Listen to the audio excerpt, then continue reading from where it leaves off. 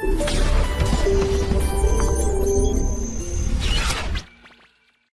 प्यारे बच्चों, कैसे हैं? क्रैश कोर्स की श्रृंखला में अगली यूनिट शुरू कर रहे हैं, है ना। जिस यूनिट का नाम क्या है? ऑप्टिक्स। बहुत दिनों से इंतजार कर रहे थे आप लोग, और आज हम लोग शुरू कर रहे हैं प्यारे बच्चों ऑप्टिक्स। बड़ी यूनिट है, सवाल भी पूछे जाते हैं, समय कम है, से ज़्यादा समय ना खराब करते हुए आइए शुरू करते हैं। बस आपसे इतना ही कहना है, लेक्चर को प्यारे बच्चों पूरा देखें, आखिरी तक देखें। शुरू में हल्का सा बेसिक से लेकर के फिर एक अच्छे लेवल की तरफ प्यारे बच्चों मूव करेंगे। उस बार सारे में प्रीवियस ईयर के क्वेश्चन आपको अच्छे से कराऊंगा। तो खैर शुरू करते हैं, ज़्यादा समय ना खराब करते हुए। प्यारे बच्चों optics basically study of light को कहते हैं, है ना। और स्टडी ऑफ लाइट क्या है? लाइट एक इलेक्ट्रोमैग्नेटिक वेव है। जो इलेक्ट्रोमैग्नेटिक वेव है प्यारे बच्चों, इस इलेक्ट्रोमैग्नेटिक वेव में बेसिकली इसकी जो रेंज होती है वो 4000 एंगस्ट्रॉम से 7800 एंगस्ट्रॉम तक होती है प्यारे बच्चों। ये वॉयलेट कलर की वेवलेंथ होती है और ये रेड कलर की। और मैं यहाँ से देख रहा हूँ कि जो वॉयलेट कलर की वेवलेंथ है वो रेड से क्या होती है प्यारे बच्चों? कम होती है। यानी कि इस बार लाल रंग ने बाजी मार ली, है ना। यानी कि रेड की वेवलेंथ वॉयलेट से क्या है? ज़्यादा। प्यारे बच्चों बात इलेक्ट्रोमैग्नेटिक वेव की आती है, तो इलेक्ट्रोमैग्नेटिक वेव का स्पेक्ट्रम कहलाता है। क्या कहते हैं इसको? पूरा का पूरा स्पेक्ट्रम, जिसमें सबसे पहले रेडियो वेव्स, फिर माइक्रोवेव्स, फिर आपकी इंफ्रारेड, फिर विजिबल, फिर अल्ट्रावायलेट, फिर एक्स और फिर गामा। ओके, तो प्यारे बच्चों ये कहलाता है इलेक्ट्रोमैग्नेटिक स्पेक्ट्रम। इस इलेक्ट्रोमैग्नेटिक स्पेक्ट्रम में जो ये वाला पार्ट है विजिबल स्पेक्ट्रम वाला, इसी को एक्चुअल में क्या कहते हैं? लाइट कहते हैं। क्योंकि इसकी जो रेंज है वो कितनी बताइए सर ने? 4000 एंगस्ट्रॉम से लेकर के 7800 एंगस्ट्रॉम तक। प्यारे बच्चों यही वो 7 रंग हैं जो मुझे दिखाई देते हैं, है ना। क्योंकि आप सभी ने पढ़ा है VIBGYOR, violet, indigo, blue, green, yellow, orange और रेड। अब प्यारे बच्चों इस स्पेक्ट्रम की बड़ी खास बात होती है, इस स्पेक्ट्रम में इधर से इधर जाने पर, एरो देख रहे हैं, इधर से इधर जाने पर एनर्जी बढ़ती है, फ्रीक्वेंसी बढ़ती है, वेवलेंथ कम होती है। दोबारा फिर कह रहा हूं, एनर्जी बढ़ती है, फ्रीक्वेंसी बढ़ती है, वेवलेंथ कम होती है। तो सर इसका मतलब जो गामा रेज है इसकी एनर्जी सबसे ज्यादा, इसकी फ्रीक्वेंसी सबसे ज्यादा, इसकी वेवलेंथ सबसे कम। तो इसका मतलब ये जो रेडियो वेव्स है इसकी एनर्जी सबसे कम, इसकी फ्रीक्वेंसी सबसे कम, इसकी वेवलेंथ सबसे ज्यादा। क्या क्लियर है प्यारे बच्चों? अब याद करने का तरीका क्या है? बाजार से एक रेडियो खरीदा, रेडियो को कहाँ रख दिया? माइक्रोवेव ओवन के अंदर रख दिया। अरे भला आदमी को रेडियो को भी ओवन के अंदर रखता है, लेकिन कोई बात नहीं। बाजार से रेडियो खरीदा, माइक्रोवेव में रख दिया। माइक्रोवेव में रखने पे क्या होगा सर? गर्म हो जाएगा, गर्म होकर रेड हॉट हो जाएगा, यानी कि इंफ्रारेड हो गया है, यानी कि यहाँ से बना इंफ्रारेड। बाजार से रेडियो खरीदा, माइक्रोवेव में रखा, माइक्रोवेव में रखने पर हो गया इंफ्रारेड। आओ देखें भाई, देखें क्या हुआ? बड़ी आवाजें आ रही हैं, बड़ी फूकने की, जलने की आवाज आ रही है। हम तुम अकेले नहीं जाऊंगा, यू एंड वी, तुम भी जाओगे और हम भी जाएंगे, यू वी। पता नहीं क्या हुआ, XYZ, है ना, यानी कि पता नहीं क्या हुआ। आओ किससे पूछें? माँ से पूछें। तो देखो प्यारे बच्चों पूरा स्पेक्ट्रम आपको याद हो गया है। बाजार से क्या खरीदा? रेडियो खरीदा, रेडियो खरीद करके माइक्रोवेव में रख दिया, फिर रेड हॉट हो गया। बहुत मजा आने वाला है, मैं आपको सच बता रहा हूँ। आज आप देखना कैसे टिप्स पे होगा ज्योमेट्रिकल ऑप्टिक्स आपका chapter. Radio waves, microwaves, infrared प्यारे बच्चों, विजिबल, उसके बाद अल्ट्रावायलेट, और फिर जाने क्या हुआ और क्या बना? Gamma rays. तो इस तरह से प्यारे बच्चों पूरा का पूरा एक इलेक्ट्रोमैग्नेटिक स्पेक्ट्रम होता है। इस इलेक्ट्रोमैग्नेटिक स्पेक्ट्रम का वो पार्ट जो इस वेवलेंथ रेंज में होता है, इसी को हम लोग क्या कहते हैं प्यारे बच्चों? लाइट कहते हैं। अब मैं जो पहला सवाल कराऊंगा प्यारे बच्चों वो इसी के ऊपर कराने वाला हूं, लेकिन उससे पहले जरा मैं आपको फटाफट से ऑप्टिक्स के अंदर क्या क्या पढ़ेंगे उसके बारे में आपको आइडिया देना चाहता हूं। अच्छा, कमाल की बात है, सारे रेडिएशन सबकी स्पीड क्या होगी? सेम ही होती है। और मैं ये जो पूरा स्पेक्ट्रम पढ़ रहा हूं अभी एयर और वैक्यूम में पढ़ रहा हूं। मीडियम चेंज हो जाएगा तो ऑब्वियस है यहाँ से जो स्पीड होगी वो क्या हो जाएगी? चेंज हो जाएगी। लेकिन एक मीडियम में सारे रेडिएशन सेम स्पीड से क्या करते हैं?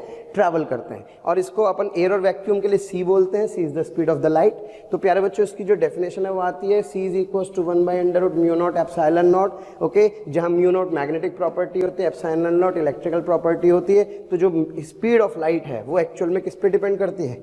मीडियम पे डिपेंड करती है। मीडियम की कौन कौन सी इलेक्ट्रिकल और मैग्नेटिक प्रॉपर्टीज पर क्या करती है? डिपेंड करती है। क्या प्यारे बच्चों मेरी बात क्लियर है? चलिए अब आगे की बात करते हैं। ज्योमेट्रिकल ऑप्टिक्स, है ना। ऑप्टिक्स के कितने पार्ट हुए? 2। एक ज्योमेट्रिकल ऑप्टिक्स हुआ और दूसरा क्या हुआ प्यारे बच्चों? वेव ऑप्टिक्स हुआ। ज्योमेट्रिकल ऑप्टिक्स में आप पढ़ते हैं rectilinear propagation, light straight line path पर चलती है ना।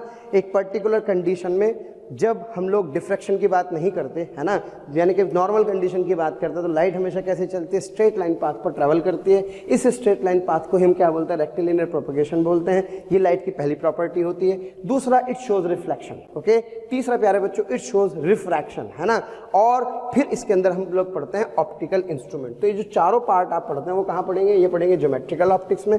इधर वेव ऑप्टिक्स की बात करें, इसको फिजिकल ऑप्टिक्स भी कहते हैं। इसके अंदर आप पढ़ते हैं प्यारे बच्चों इंटरफेरेंस, डिफ्रैक्शन और पोलराइजेशन। क्लियर है। तो अभी फिलहाल हम लोग क्या पढ़ने वाले हैं, इस यूनिट में हम लोग पढ़ने वाले हैं प्यारे बच्चों ज्योमेट्रिकल ऑप्टिक्स। क्लियर है। अच्छा, जो लाइट का पाथ होता है, क्या होता है लाइट का पाथ, लाइट का पाथ एक्चुअल में क्या प्यारे बच्चों, उसको हम क्या बोलते हैं, रे बोलते हैं। और ये हमेशा स्ट्रेट लाइन में ट्रैवल करते हैं, उसको ऐसे बनाते हैं। ये बहुत सारी रेज हैं, इन रेज को क्या कहते हैं प्यारे बच्चों, बीम कहते हैं। अगर ये फैल रही हो तो उसको डाइवर्जिंग बीम कहते हैं, और अगर ये किसी पॉइंट पर आकर के मिल रही है तो उसको क्या कहते हैं, इसको कहते हैं प्यारे बच्चों कन्वर्जेंट बीम। क्या क्लियर है।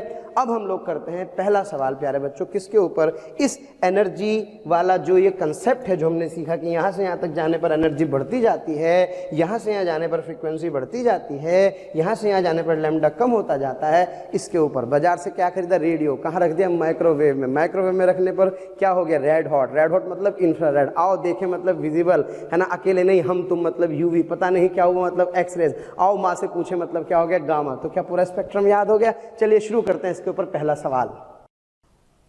तो प्यारे बच्चों पहला सवाल, ब्लू लाइट, एक्सरेज, इंफ्रारेड और येलो लाइट में आपसे क्या कह रहा है, arrange them in increasing order of energy. इनको एनर्जी के बढ़ते हुए क्रम में लिखिए, यानी कि किसकी एनर्जी सबसे ज़्यादा है और वो सबसे लास्ट में, और जिसकी एनर्जी सबसे कम है वो सबसे पहले, तभी तो इंक्रीजिंग ऑर्डर ऑफ एनर्जी आएगा। भाई भावुक ना हो, सवाल पढ़ते हुए जल्दी ना करें। कभी कभी आंसर तो आता है लेकिन जल्दबाजी में दिक्कत हो जाती है, यही तो फ़र्क होता है कंपटीशन में। चलिए खैर आगे बढ़ते हैं।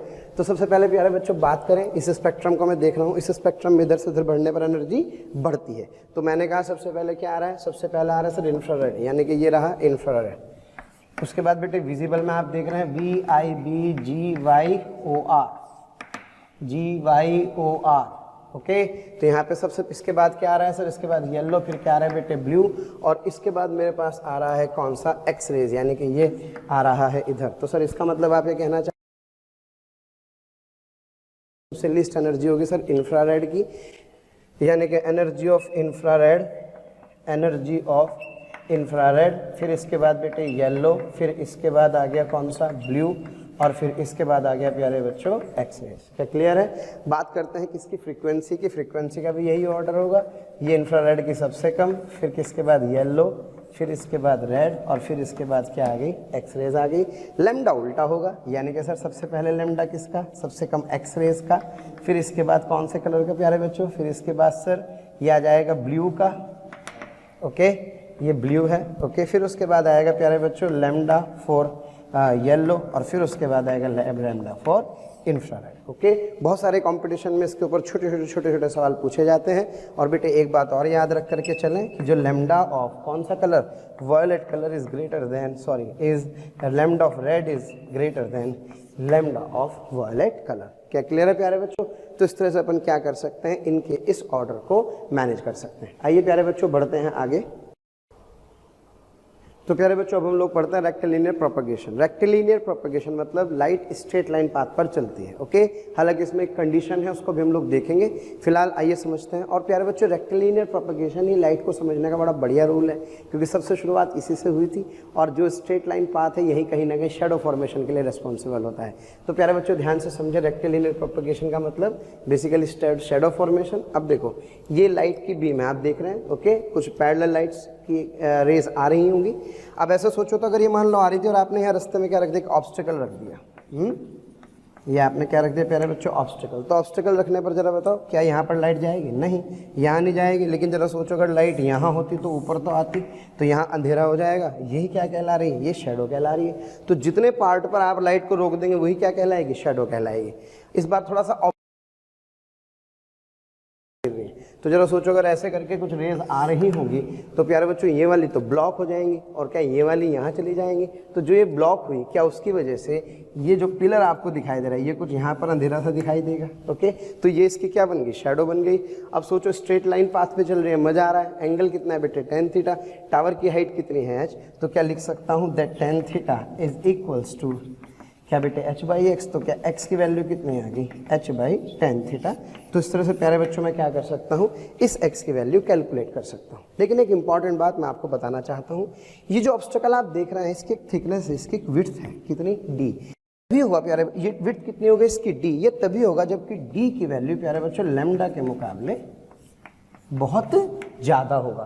और वैसे भी लाइट की वेवलेंथ तो बहुत ही कम होती है ना, कितनी लगभग 4000 एंगस्ट्रॉम के आसपास होते, तो वैसे भी अपना काम चल जाएगा। लेकिन जरा सोचो अगर इसकी जो विड्थ है ये देखो कम हो गई, और इतनी कम हो गई कि ये लगभग किसके बराबर हो गई, लाइट के वेवलेंथ के ऑर्डर की होगी, तब ये स्ट्रेट लाइन पाथ पढ़ना चल करके अपने पाथ से थोड़ा सा बैंड हो जाएगा। प्यारे बच्चों इस प्रॉपर्टी को ही हम क्या कहते हैं, इस प्रॉपर्टी को ही हम डिफ्रैक्शन कहते हैं। इसलिए कभी कभी क्वेश्चन में आ जाता है कि रेक्टिलिनियर प्रोपगेशन कब पॉसिबल है, कब पॉसिबल नहीं है। तो रेक्टिलिनियर प्रोपगेशन केवल तब पॉसिबल है जबकि जो ऑब्स्टिकल है इसकी जो विड्थ है वो लैम्डा से बहुत ज़्यादा होनी चाहिए, और अगर इसकी विड्थ लैम्डा के ऑर्डर की हो गई तो इस सिचुएशन में प्यारे बच्चों देखो स्ट्रेट लाइन चलती तो यहाँ तक शैडो आती, लेकिन सोचो अब ये पाथ ऊपर मिला, ऊपर गया तो इसका मतलब ऊपर अंधेरा मिला, तो इसका मतलब ज्योमेट्रिकल शैडो का रीजन बढ़ गया ना।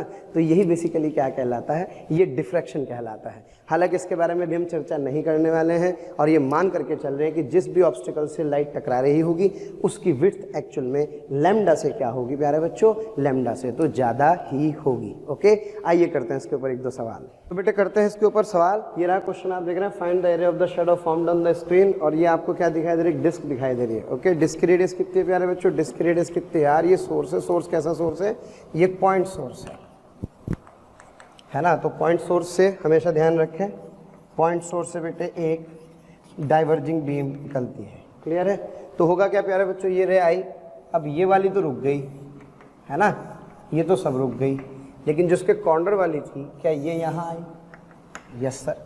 क्या बेटे ये वाली यहाँ आई, यस सर।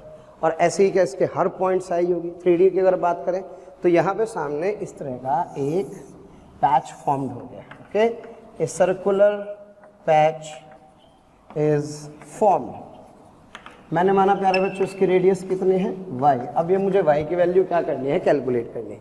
देखो भाई मैं आपको बता दूं, पूरी की पूरी ज्योमेट्रिकल ऑप्टिक्स में सबसे ज़्यादा इंपॉर्टेंट रोल किसका है बेटे, इस सिमिलर ट्राइंगल का है।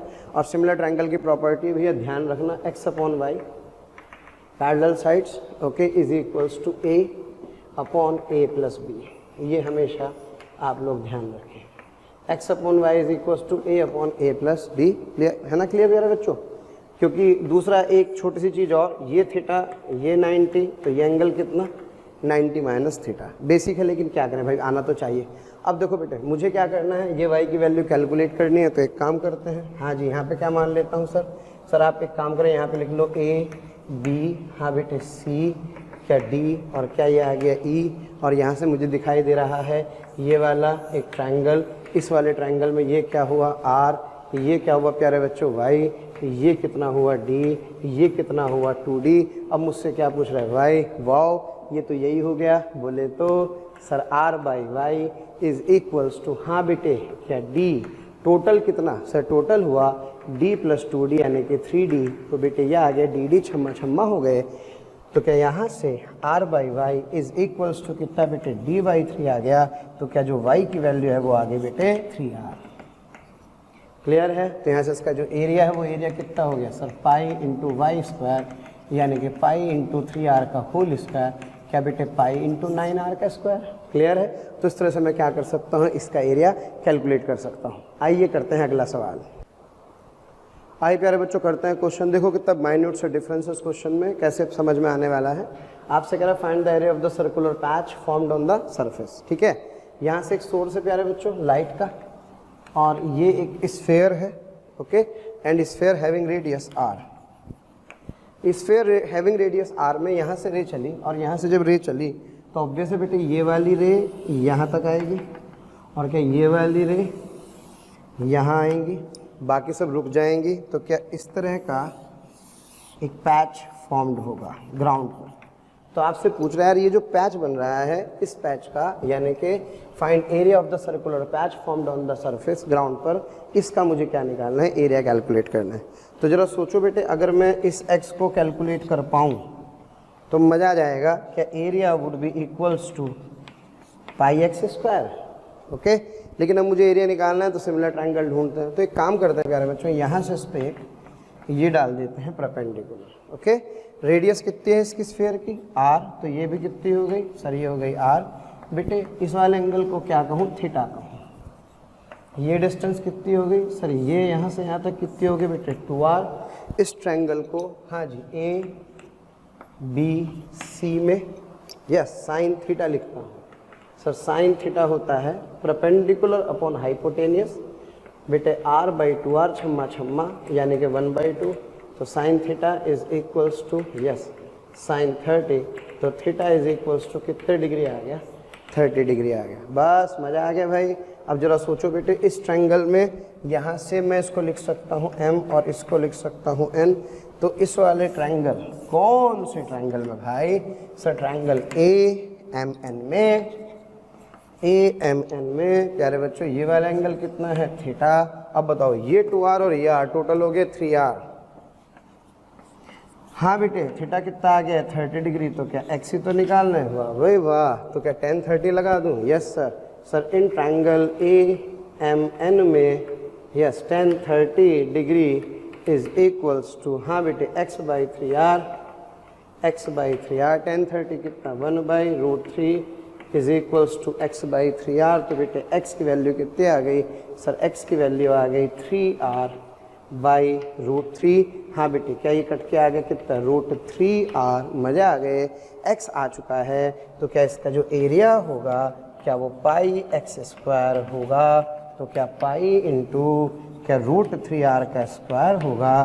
तो बेटा आंसर आ गया 3πr का स्क्वायर। क्लियर है प्यारे बच्चों। तो सिंपल ज्योमेट्री है, मज़ा आ रहा है, लाइट स्ट्रेट लाइन पाथ पे ट्रैवल कर रही है और हमें कुछ नहीं करना, बस ये एंगल खेलना है। क्लियर है। अच्छा एक बात और प्यारे बच्चों, छोटी सी बात याद रखें, किसी भी ट्रायंगल में भाई 90 के सामने वाला हमेशा ध्यान रखें, पहचानना आसान होता है। ये हाइपोटेनियस है, जो भी थीटा होता है उसके थीटा के सामने वाला परपेंडिकुलर होता है। क्लियर है ना बेटे, थीटा के सामने वाला, और जो बचा हुआ होता है उसी को क्या कहते हैं बेस। तो इस तरह से हम लोग क्या करते हैं, बेस परपेंडिकुलर हाइपोटेनियस को आइडेंटिफाई कर लेते हैं। क्लियर है सर। आप तो ऐसे बता रहे जैसे मैं बिल्कुल भी नहीं आता। कोई बात नहीं, आता है तो अच्छी बात है, नहीं आता तो कोई दिक्कत वाली बात नहीं। आइए करते हैं अगला सवाल।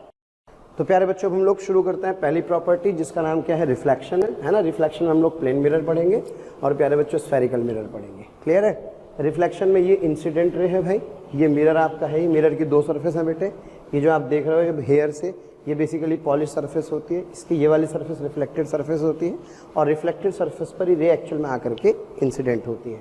ये इंसिडेंट रे यहाँ टकराएगी, ये नॉर्मल का मतलब होता है हमेशा रिस्पेक्ट टू द मिरर के परपेंडिकुलर। ओके, तो मिरर के परपेंडिकुलर ये नॉर्मल है, ये आई है तो आर है। तो सब बच्चे जानते हैं एंगल ऑफ रिफ्लेक्शन क्या होता है, एंगल ऑफ रिफ्रैक्शन के angle of incidence is equals to angle of reflection. और प्यारे बच्चों इंसिडेंट रे, नॉर्मल और रिफ्लेक्टेड रे हमेशा एक ही पॉइंट पर मिलते हैं और एक ही प्लेन में क्या करते हैं, लाई करते हैं। क्लियर होगी प्यारे बच्चों बात। अब इसमें दो बातें हैं, क्या ये कहलाता है नॉर्मल इंसिडेंस। नॉर्मल इंसिडेंस का मतलब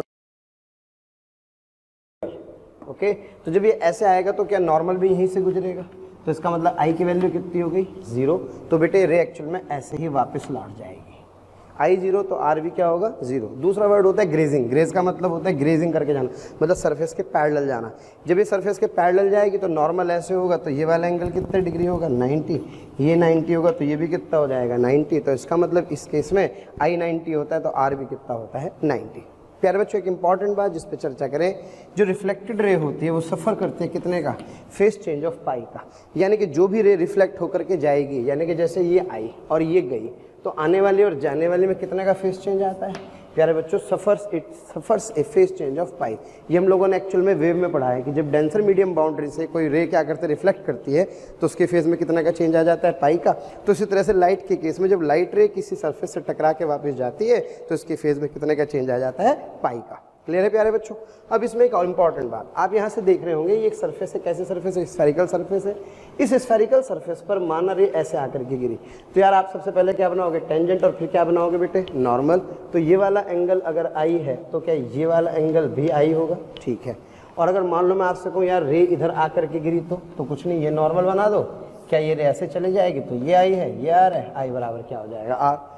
जो स्फेरिकल मिरर्स होते हैं आगे जाके पढ़ेंगे कौन से मिरर, स्फेरिकल मिरर। अब मान लो मुझे स्फेरिकल मिरर दिया है, कौन से वाला, ये वाला। इस पे ये कौन सी रे, इंसिडेंट रे आकर के गिरी।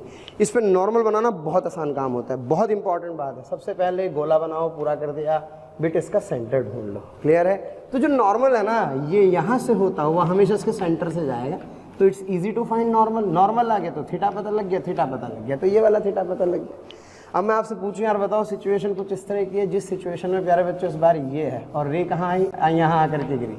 अब आपको नॉर्मल बनाना है, तो सबसे पहले क्या पूरा कर दिया, तो गोला, ये क्या है, सेंटर, ये क्या है, नॉर्मल हमेशा पास कहाँ से करता है, सेंटर से। क्लियर है?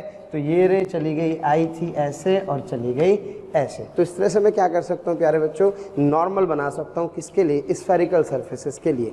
तो पहले हम लोग पढ़ेंगे कौन सा, पहले पढ़ेंगे हम लोग प्लेन मिरर, उसके बाद हम लोग पढ़ेंगे स्फेरिकल मिरर। लेकिन मैं आपसे एक बात बता दूँ, प्लेन मिरर में हालांकि ज़्यादा पूछा तो नहीं जाता है, लेकिन जो प्लेन मिरर है उससे बहुत अच्छी प्रैक्टिस होती है, ताकि फिर हमें स्फेरिकल मिरर में थोड़ा सा चीज़ों को समझने में प्यारे बच्चों आसानी होती है। तो आइए शुरू करते हैं। सबसे पहले क्या, प्लेन मिरर।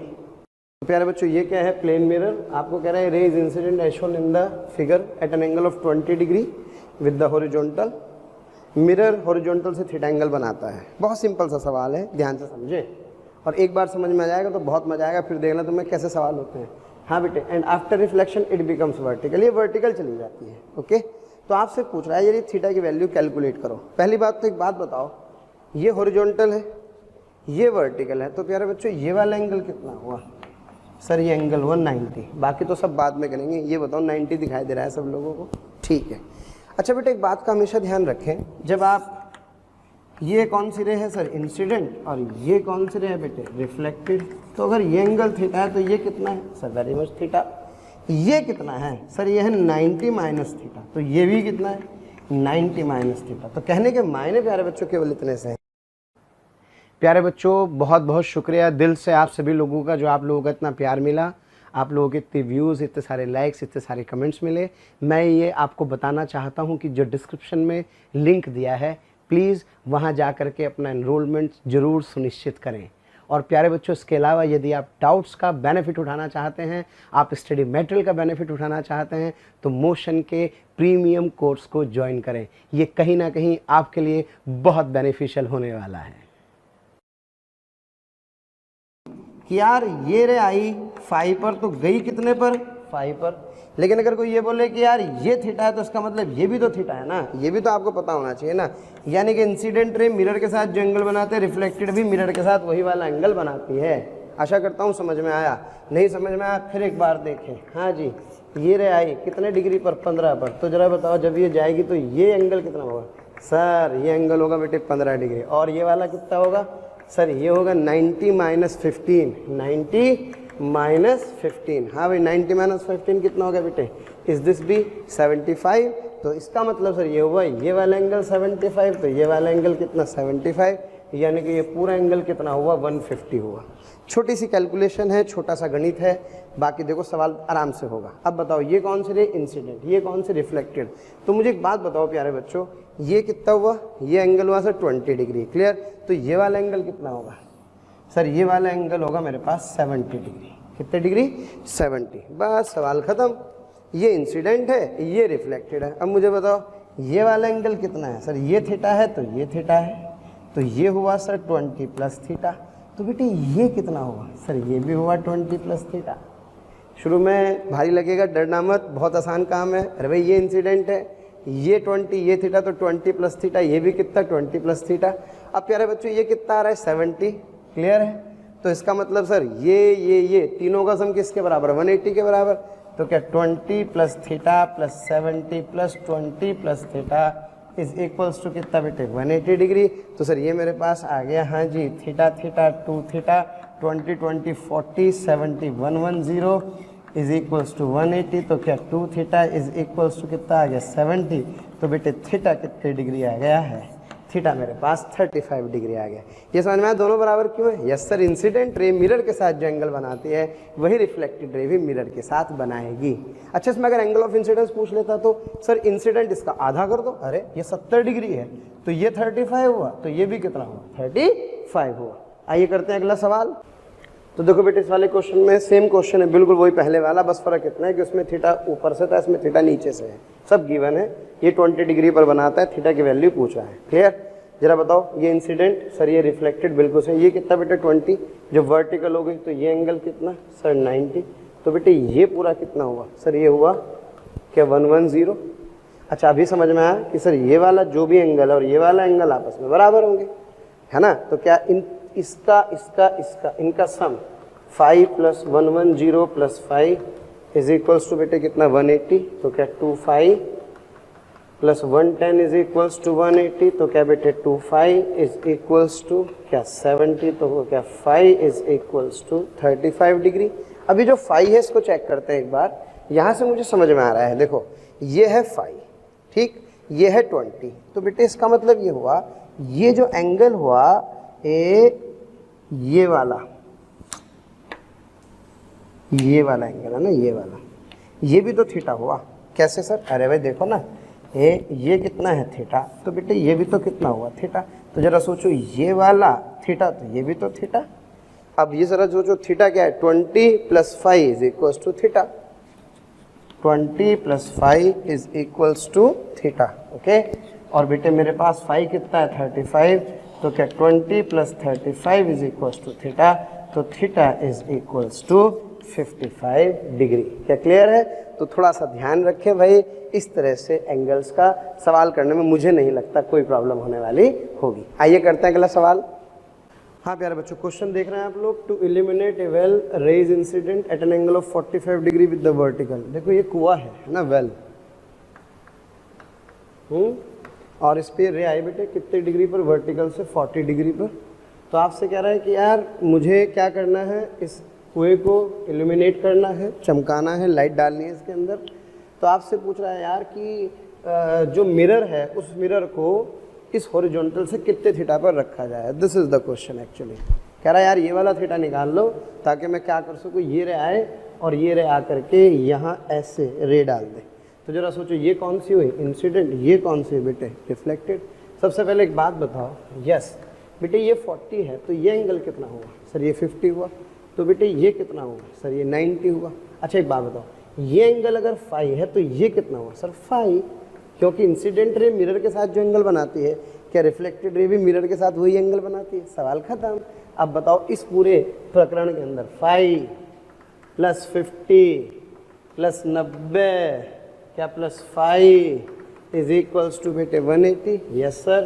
तो क्या 25 + 140 इज इक्वल्स टू 180। तो क्या बेटे 25 इज इक्वल्स टू 180 - 140, यानी कि 25 इज इक्वल्स टू 40। तो बेटे 5 कितना आ गया, this 5 is equals to 20 degree. तो बेटे ये वाला एंगल कितना आ गया 20 डिग्री। वाह जी वाह।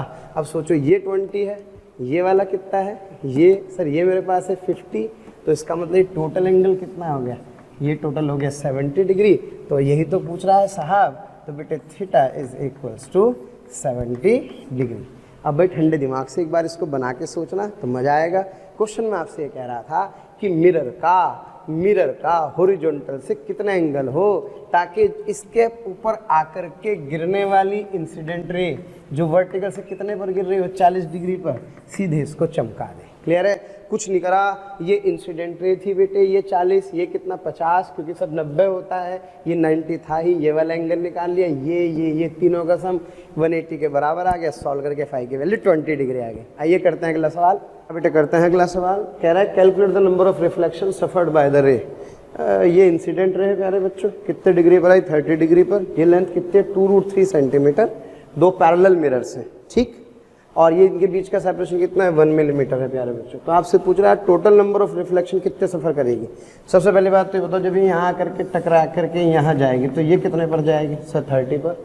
ओके हाँ बेटे, ये वाली डिस्टेंस क्या x निकाल सकता हूँ। Yes sir. क्या बेटे फिर ये टकरा करके इधर जाएगी, ये फिर कितना होगा 30, तो ये फिर कितना होगा 30, तो क्या फिर ये कितना होगा सर, ये फिर x होगा। और क्या ऐसे ऐसे चलता रहेगा।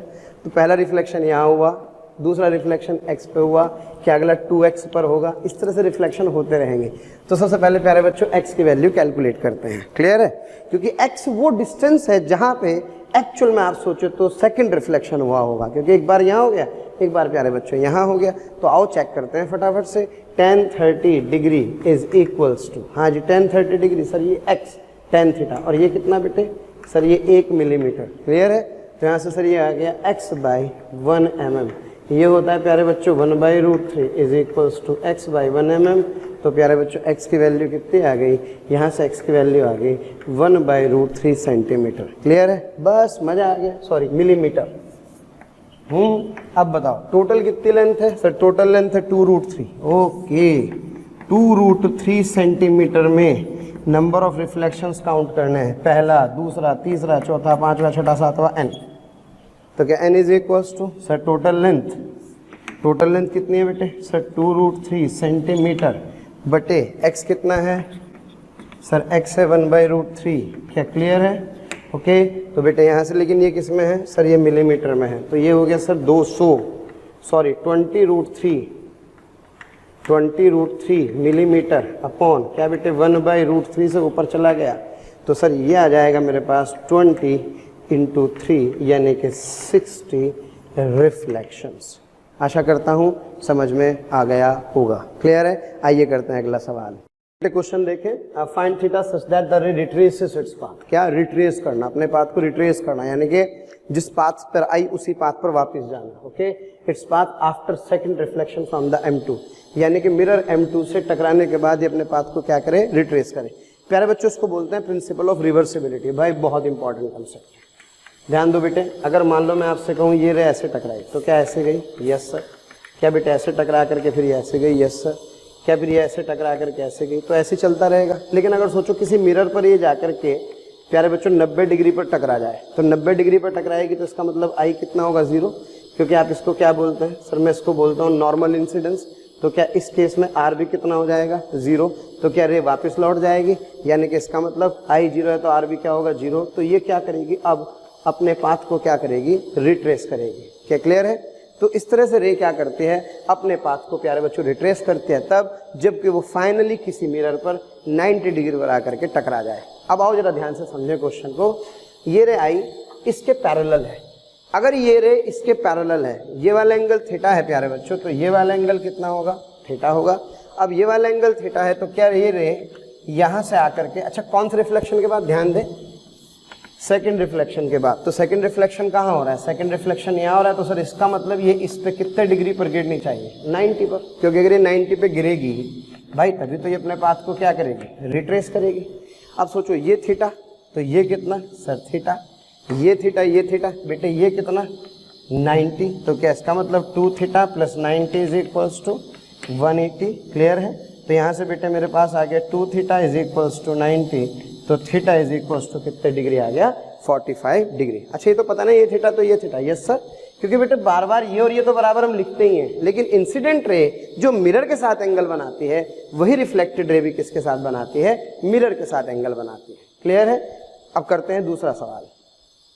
बेटा next question, find theta such that the रे retraces its path after third reflection from M2। इस बार भैया नहीं सॉरी रिपीट। प्यारे बच्चों फिर अब उस क्वेश्चन को थोड़ा सा एक्सटेंड करते हैं प्रैक्टिस के लिए। ये M1 है, ये M2 है, ये एंगल कितना है? Theta. Find theta such that the रे retraces its path after third reflection. तीसरे रिफ्लेक्शन के बाद अपने पाथ को क्या करें? रिट्रेस करें। रिट्रेस का मतलब आखिरी वाले मिरर पे 90 डिग्री का एंगल बनाए। क्लियर है? तो देखो जरा फटाफट से ये आई। अच्छा ये थीटा, तो ये थीटा क्योंकि इसके पैरेलल आ रही है according to the question. Sir ये यहाँ गई, क्या फिर ये यहाँ गई? Yes sir. ये एंगल कितना होना चाहिए? ये अगर 90 हुआ तो क्या बेटे ये वापस अपने पाथ को रिट्रेस कर जाएगी। Yes sir. तो बेटे मुझे थीटा की वैल्यू क्या करनी है? कैलकुलेट करनी है। सर ये थीटा है, शाबाश। तो ये कितना होगा? सर ये थीटा होगा। ये 90 है बेटे। क्लियर? तो सर ये वाला एंगल भी कितना होगा? 90 होगा। ये 90 है तो ये कितना होगा? सर ये होगा 90 माइनस थीटा। ये 90 माइनस थीटा। तो सर एक बात बताओ, ये थीटा तो ये भी तो थीटा। क्लियर है? और ये वाला जो एंगल है कौन से वाला? ये वाला एंगल, ये कितना होगा? सर ये भी होगा 90 माइनस थीटा। कैसे पता? देखो बेटे ध्यान देना, कैसे समझना है। अगर ये इंसिडेंट थी और ये रिफ्लेक्टेड थी तो इस मिरर पर ये वाला एंगल और ये वाला एंगल बराबर ही तो होंगे। अरे भाई सही तो है, ये वाला एंगल और ये वाला एंगल बराबर ही तो होंगे। अभी तो बताया क्या? अगर मान लो मैं आपसे कहूँ ये मिरर है, तो इस मिरर में सोचो अगर ये रहे और ये रहे ऐसे गई, तो ये वाला एंगल और ये वाला एंगल बराबर नहीं होंगे। Yes sir. तो इसका मतलब अगर ये वाला एंगल पता है तो ये वाला भी पता होगा। अब बस काम होने वाला है।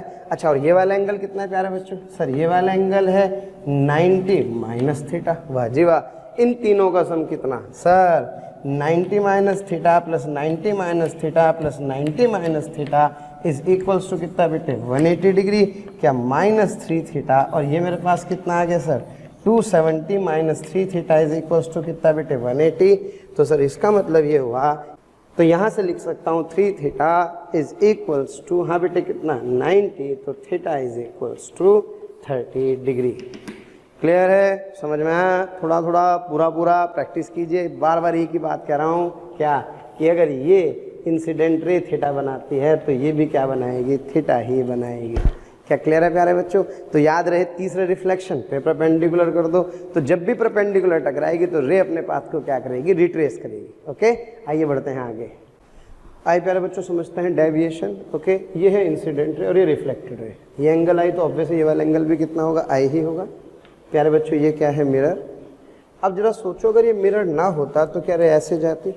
क्या मिरर के होने पर ये रे ऐसे चली गई? तो जरा बताओ क्या मिरर की ये कौन सी डायरेक्शन है?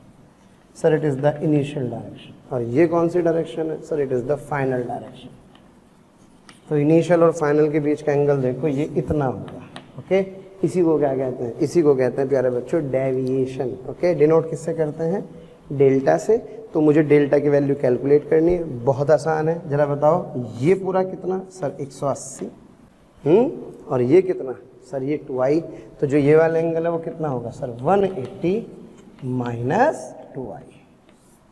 तो प्यारे बच्चों जो डेविएशन का फार्मूला है, that deviation is equals to 180 minus 2i। यानी कि अगर मुझे एंगल ऑफ इंसिडेंस पता हो, जैसे से फॉर एग्जांपल ये एक मिरर और इस मिरर पर ये रे कितने डिग्री पर आई? Sir 20 degree. तो मुझसे क्या कह रहा है? डेल्टा निकालो। तो बेटे आई कितना हुआ? Sir i is equals to 20। तो that delta is equals to sir pi minus 2i। 180 minus कितने? क्या 180 माइनस 40 से कितना आ गया प्यारे बच्चों? It comes out to be 140 degree. अच्छा, डायरेक्शन का ध्यान रखें। कैसे? ये देखो, ये इसकी इनिशियल डायरेक्शन है, ये इसकी फाइनल है। तो ये क्या है? क्लॉकवाइज या एंटी क्लॉकवाइज? सर ये डायरेक्शन है एंटी क्लॉकवाइज। ओके, तो आंसर आ गया बेटे 180 एंटी क्लॉकवाइज। अब इसको ऐसे समझो कि यार ये इनिशियल डायरेक्शन थी, ये कौन सी है बेटे? फाइनल। तो ये वाला एंगल कितना है? सर ये वाला जो एंगल है दैट एंगल इज 140 डिग्री।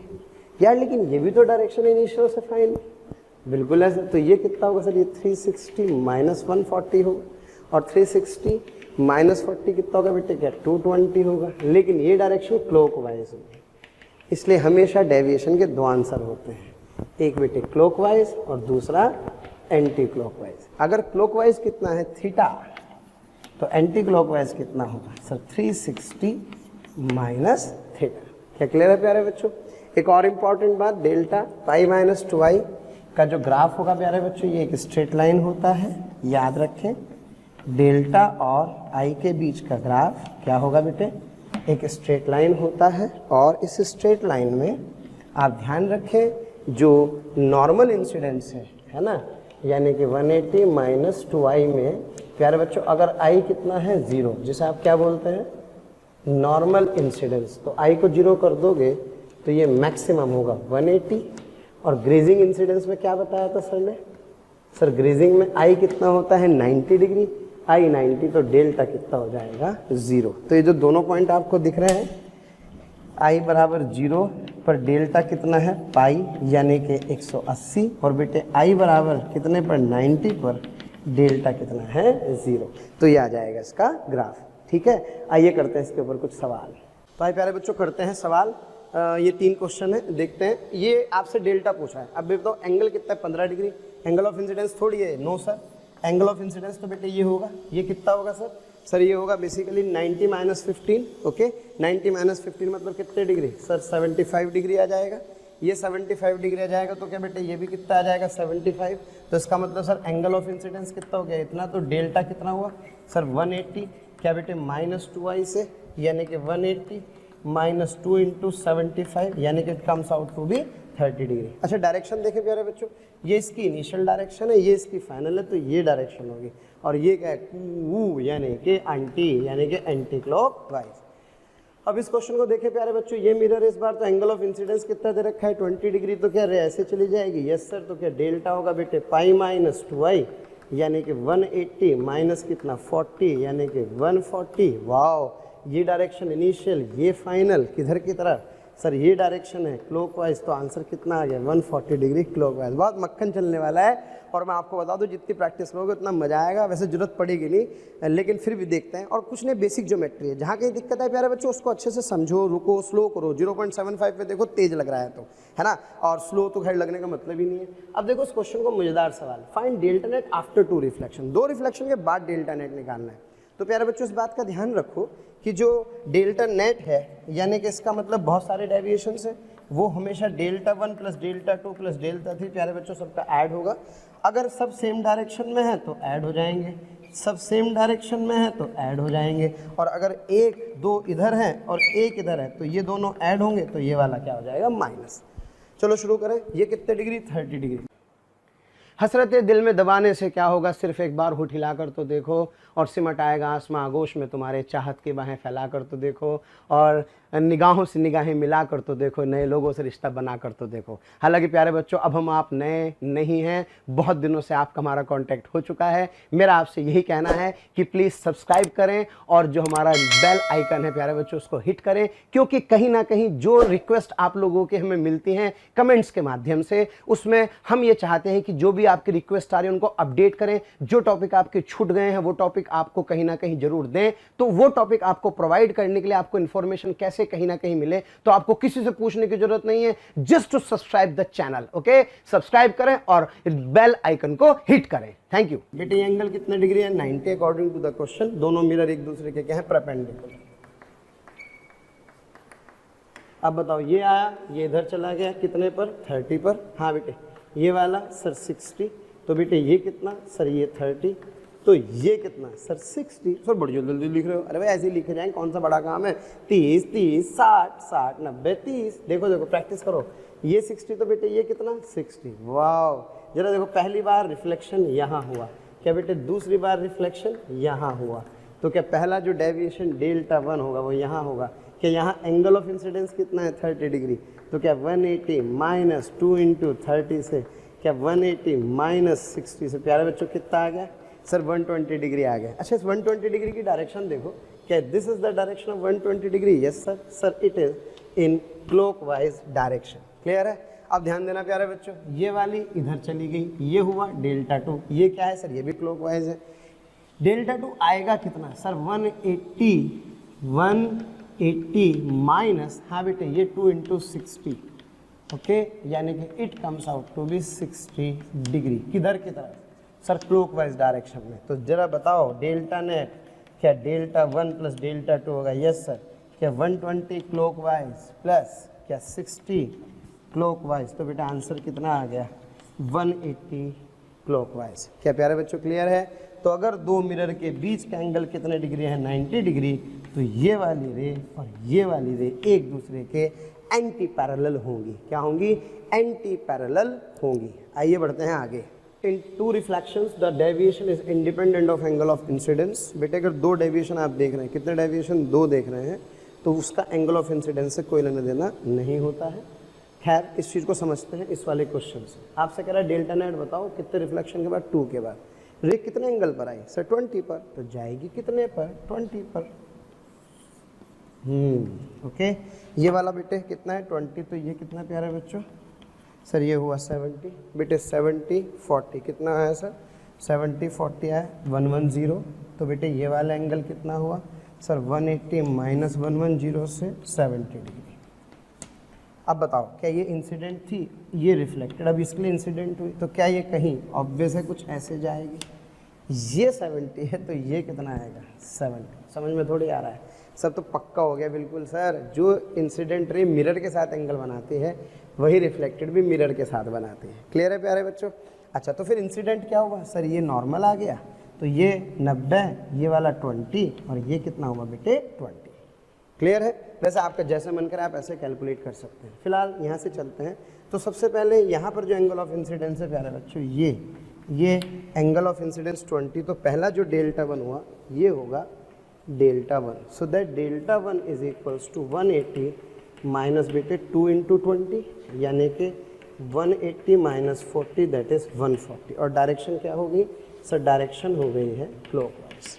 अब बात करते हैं इसकी, क्या ये ऐसे गया, इस बार ये डेविएशन आया प्यारे बच्चों, सेकंड वाला है, तो delta 2 is equals to 180 minus, इस बार फिर एंगल ऑफ इंसिडेंस 20 डिग्री है, क्या 2 इंटू 20 से बेटे कितना आ गया 140, और ये भी किधर आ रहा है क्लॉकवाइज, तो डेल्टा नेट कितना हुआ सर 140 प्लस 140 यानी कि 280 क्लॉकवाइज। या क्या बताया था सर ने सर 360 माइनस ये कितना 280, it comes out to be sir ये आ जाएगा मेरे पास 80 डिग्री। कितने डिग्री?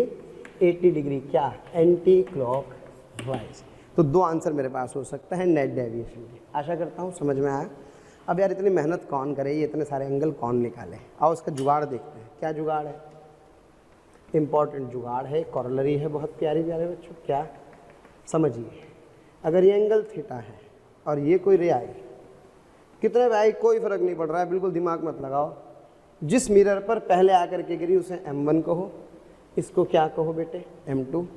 M1 से M2 की तरफ स्मॉल एंगल, M1 से M2 की तरफ कौन सा एंगल? स्मॉल एंगल घुमाओ। ये एंगल कितना है प्यारे बच्चों? थीटा। तो जो नेट डेविएशन होगा वो आ जाएगा 2 थीटा। कहाँ से कहाँ तक? M1 से M2 की ओर। And this is the answer. और इसका इस एंगल ऑफ इंसिडेंस से कोई लेना देना नहीं है। दोबारा सुने प्यारे बच्चों, अगर दो मिरर के बीच एंगल थीटा हो, दो रिफ्लेक्शन हो रहे हो, ये एंगल ऑफ इंसिडेंस है। क्लियर है? तो आपसे कह रहा है कि M1 उसको जिस पर रे पहले आकर के गिरे, है ना, यानी कि रे स्ट्राइक्स फर्स्ट, जहाँ रे पहले आकर के पड़ती है उसको क्या कहो? उसको सर कहो M1। तो M1 से M2 की तरफ ध्यान देना प्यारे बच्चों, M1 से किधर की तरफ? M2 की तरफ हाथ घुमाओ, आंसर आ गया। और इसका डबल कर दो। सर कैसे? जरा चेक कराओ, जरा इस वाले क्वेश्चन में बोलो ये वाला एंगल कितना है? 40। यहाँ रे पहले आकर के पड़ी तो ये हुआ M1, ये क्या हुआ M2, ये हुई डायरेक्शन 40 दूनी 80। वाह जी वाह। और डायरेक्शन बोलो सर M1 से M2 क्या? Anti clockwise. तो बेटा आंसर आ गया 80 डिग्री एंटी क्लॉकवाइज। क्लियर है कि नहीं है? तो ये वाला आंसर भी देखो यही आया और ये वाला आंसर भी यही आया है। क्लियर है? आइए करते हैं इसके ऊपर एक छोटा सा सवाल। अब प्यारे बच्चों देखो अजीब सा डायग्राम है, पता नहीं भैया कैसे कहाँ आई वाई निकालना, कुछ नहीं करना। ये कौन सी रे है सर? ये इंसिडेंट है। आपसे कह रहा है डेल्टा नेट निकालो। कितने रिफ्लेक्शन के बाद? 2 के बाद। इससे ये कितना हुआ? 60। कमाल की बात है, इससे कोई लेना देना नहीं है। एंगल बिटवीन द मिरर बताओ कितना है sir? Angle between the mirror है 30 डिग्री। तो आंसर कितना हुआ? 2 इंटू 30 यानी कि 60। डायरेक्शन बताओ सर। जहाँ टकराई पहले ये को माने M1, एक को माने M2, तो क्या डायरेक्शन हो गई ये कौन सी डायरेक्शन है? क्लॉकवाइज। तो 60 डिग्री क्लॉकवाइज या बेटे 300 डिग्री एंटी क्लॉकवाइज। लेकिन ये दो रिफ्लेक्शन के लिए ही ट्रू है, ध्यान रहे। अगर रिफ्लेक्शन, आपको याद है अपन ने सबसे पहले एक क्वेश्चन किया था जिसमें 90 डिग्री का एंगल था, तो देखो ये रे आई तो आके कितना डेविएशन आएगा सर? 2 इंटू 90 से कितना? क्या 180 डिग्री। तो ये टकरा करके कैसे चली जाएगी? वापस चली जाएगी। तो ये देखो डायरेक्ट आंसर आ रहा है कि नहीं। लेकिन ध्यान रखना है दो ही रिफ्लेक्शन के लिए है। अगर कितने रिफ्लेक्शन हो बेटे? 3। तो 3 रिफ्लेक्शन में डेल्टा 1 निकालो, डेल्टा 2 निकालो, डेल्टा 3 निकालो और इनको क्या कर दो? ऐड कर दो। तो मुझे पता है ये आप अच्छे से प्यारे बच्चों कर सकते हैं। क्लियर है? बढ़ते हैं आगे। तो प्यारे बच्चों अब हम लोग चर्चा कर रहे हैं रोटेशन ऑफ मिरर पर। किस पर? Rotation of mirror. ये मिरर आपको दिखाई दे रहा है। ओके, ये कौन सी रे है? Incident ray, reflected ray. पता ही है सबको, रिजल्ट भी याद है यार। थीटा घुमाते हैं तो रे कितना घूमती है सर? रे घूमती है 2 थीटा। अच्छा, इंपॉर्टेंट इसमें क्या है? इंपॉर्टेंट जो वर्ड है वो सेम सेंस है ना। सेम सेंस का मतलब ये है कि जिस सेंस में मिरर रोटेट करते हैं उसी सेंस में एक्चुअल में रे रोटेट करती है। क्लियर है? तो अगर ये आई किसी एंगल पर थी, उससे कोई मतलब नहीं है। ये इधर गई तो ये R1 है। R1 मतलब मिरर के रोटेट करने से पहले। तो जरा सोचो, अब अगर एक नई रे ये R2 है तो बेटे ये वाला एंगल कितना होगा सर? ये वाला एंगल कितना हो जाएगा? 2 थीटा। बस इतना करना है। आओ फटाफट से सवाल देखें। बेटे ये रे है जो कि 20 डिग्री पर आई, तो जरा बताओ जाएगी कितने पर? सर 20 डिग्री पर। अब मिरर को कितने डिग्री घुमाया? 15 डिग्री, तो जरा इसका मतलब बताओ ये 15 डिग्री, तो ये कितना होगा? 30 डिग्री, तो ये 30 डिग्री घूम जाएगी। इसका मतलब अगर ये R1 है, ये R2 है, तो बेटे ये वाला एंगल कितना होगा? सर ये वाला एंगल आ जाएगा 30 डिग्री, तो टोटल एंगल कितना आ जाएगा? सर टोटल एंगल आ जाएगा 50 डिग्री। क्या क्लियर है? अच्छा इधर समझते हैं, ये और बढ़िया सवाल है। आपसे कह रहा है find theta such that the रे बिकम्स हॉरिजॉन्टल, यानी कि रिफ्लेक्शन अभी तो ये आई 20 पर, गई कितने पर? 20 पर। कह रहा है यार ये रे हॉरिजॉन्टल हो गई ऐसे पॉजिटिव एक्सिस के अलोंग। क्लियर है? तो बताओ मिरर को कितना घुमाऊं ताकि ये हॉरिजॉन्टल हो जाए? इसका मतलब R1 R2 के बीच का एंगल निकालता हूं, ये 20 है, ये कितना है? सर ये है 70 डिग्री। सोचो ये रे के बीच का एंगल है, रे के बीच का एंगल होता है 2 थीटा, तो इसका मतलब थीटा कितने डिग्री? 35 डिग्री। इसका मतलब जो मिरर है वो कितने डिग्री घुमाऊंगा? मिरर को जब मैं 35 डिग्री रोटेट करूंगा तो रे क्या हो जाएगी प्यारे बच्चों? हॉरिजॉन्टल में आ जाएगी। अब करते हैं इस पर एक बढ़िया सा सवाल। देखो प्यारे बच्चों, ये इंसिडेंट रे, ये रिफ्लेक्टेड रे, ओके, ये मिरर को कितने डिग्री घुमाया है? 8 डिग्री। रे कितना, इंसिडेंट भी इस बार घूम रहे कितने डिग्री? 2 डिग्री। तो पहली बात तो ये बताओ, अगर इंसिडेंट इधर आएगी तो क्या एंगल कम होगा? जब ये एंगल कम होगा तो ये भी तो कम होगा। अच्छा, इसका मतलब सर आप ये कहना चाहते हैं कि अगर इंसिडेंट रे इधर जा रही है तो जो रिफ्लेक्टेड है बेटे वो भी तो इधर जाएगी। ओके, इसका मतलब सर अगर इंसिडेंट इधर जा रही है तो क्या रिफ्लेक्टेड भी इधर जाएगी? बिल्कुल, क्योंकि जब ये कम होगा तो ये कम होगा, ये बढ़ेगा तो ये बढ़ेगा, क्योंकि एंगल आई बराबर एंगल आर। तो सर अगर ये 2 डिग्री इधर घूमी तो क्या इसका मतलब ये वाली 2 डिग्री इधर आएगी। और क्या मिरर कितना घुमा है? 8 डिग्री। वाह, तो ये कितना आएगा? सर ये आएगा 16 डिग्री उसी डायरेक्शन में। तो जरा बताओ, ये रहे इधर 16 डिग्री, इधर कितने डिग्री? 2 डिग्री। सर इसका मतलब जो डेल्टा नेट होगा प्यारे बच्चों वो होगा 16 माइनस 2, यानी कि 16 minus 2, that is equals to 14 degree in clockwise direction. क्या प्यारे बच्चों क्लियर है? तो इस तरह से हम क्या कर सकते हैं, रोटेशन ऑफ मिरर के ऊपर बेस कुछ क्वेश्चंस कर सकते हैं। आगे बढ़ते हैं। देखो प्यारे बच्चों, काइनेमैटिक्स का एक कंसेप्ट लगाते हैं सर्कुलर मोशन का। इसमें क्या है जरा ध्यान से देखो, अगर कोई पार्टिकल सर्कुलर पाथ पर घूम रहा हो कितने से? ओमेगा से, तो आप जानते हैं ये रेडियस कितनी आर, तो बेटे v बराबर क्या हो जाएगा? Are omega. क्लियर है? वैसे ओमेगा होता क्या है? सर ओमेगा होता है D theta by D T. Clear है बेटे? यानी कि थीटा का जो बदलने का रेट है इसी को अपन क्या कहते हैं? ओमेगा कहते हैं। अच्छा एक बात बताओ, अगर मैं थीटा को 2 थीटा कर दूं तो सर बहुत आसान है। वाओ, क्या ओमेगा ऑब्वियस है 2 थीटा बाई डी टी के कारण क्या बेटे ये 2 ओमेगा हो जाएगा। तो बस मजा आ गया। तो जरा सोचो, अगर मान लो आप इस मिरर को किससे घुमाओगे? ओमेगा से, तो ये रे कितने से घूमेगी? 2 ओमेगा से। सवाल खत्म। अब देखो मिरर कितने से घूम रहा है बेटे? Yes, omega of mirror is what? Omega. तो आपसे पूछ रहा है प्यारे बच्चों कि find the speed of the spot on the circular screen. ये जो सर्कुलर स्क्रीन पर स्पॉट बन रहा है इसकी डायरेक्शन बताओ, सॉरी इसकी स्पीड बताओ। तो क्या ये इधर मुंह मार रहा होगा? Yes sir. तो ये इसकी क्या आ गई प्यारे बच्चों? स्पीड। क्या ये आर होगी? Yes sir. लेकिन यहाँ ओमेगा ऑफ एक्चुअल में स्पॉट होगा, और सब बच्चे जानते हैं ओमेगा ऑफ मिरर कितना है? ओमेगा। तो जो ओमेगा ऑफ स्पॉट होगा क्या वो 2 ओमेगा होगा, यानी कि सर इसका मतलब आंसर आ जाएगा 2r ओमेगा। क्लियर है प्यारे बच्चों? तो इस तरह से कुछ नहीं करना, मिरर ओमेगा से घूमेगा तो रे किससे घूमेगी? 2 ओमेगा से। रे 2 ओमेगा से, तो मिरर कितने से? ओमेगा से। आशा करता हूँ क्वेश्चन समझ में आया होगा। अब इसमें क्या थे, तो स्क्रीन कैसी थी? सर्कुलर स्क्रीन थी। अगर यहाँ स्क्रीन सर्कुलर स्क्रीन की जगह प्यारे बच्चों एक फ्लैट स्क्रीन हो जाए, है ना, तो आइए करते हैं फ्लैट स्क्रीन का एक सवाल। प्यारे बच्चों एक मिरर, ओके, इस मिरर पर ये इंसिडेंट रे आई आकर कैसे चली गई? इस बार कमाल की बात है, थीटा जो है ना वो एंगल किस किस के बीच का है?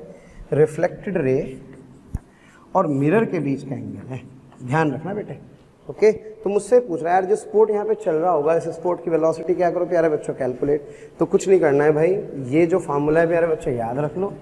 ये फार्मूला होता है 2 omega d sec square theta, यानी कि यह आ जाएगा 2 omega d upon cos square theta. यहाँ ओमेगा है प्यारे बच्चों मिरर की, और जो डी डिस्टेंस है वो क्या है? मिरर के मिड पॉइंट से स्क्रीन तक की डिस्टेंस कितनी है? डी।